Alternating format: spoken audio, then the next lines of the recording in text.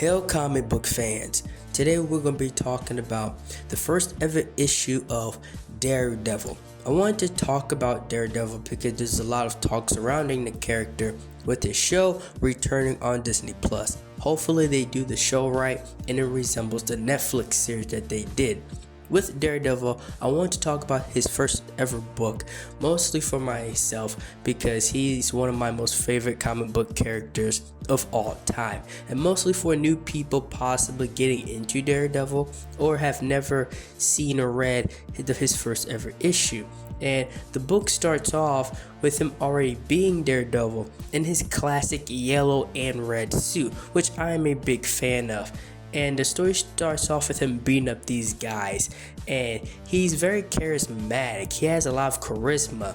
I don't think a lot of people realize that Daredevil he had a lot of charisma as a character, right? He wasn't so dark in depth as he was when he first was written. In this story with Matt Murdock, we are given the backstory of how his father was with him, and when his mother died, the father made it his mission, his life's mission, for his son to excel in life, for him to be better than he was, for him to actually get an education and be somebody and make a proper name for himself.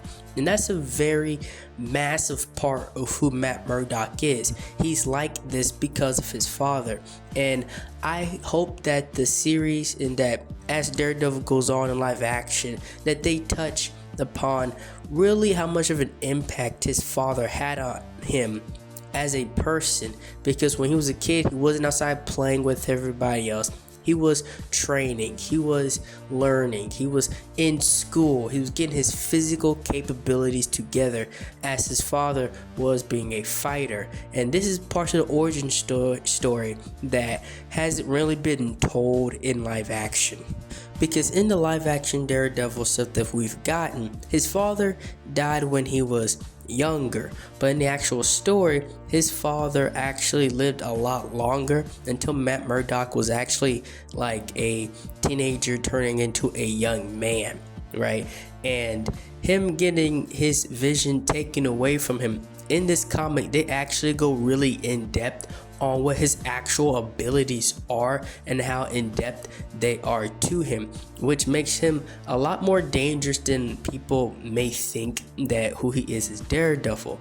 And the fact that Daredevil came from kids calling him that, because he didn't come outside and play, he stayed inside and he learned, he trained stuff for his school because he wanted to make his father proud of him.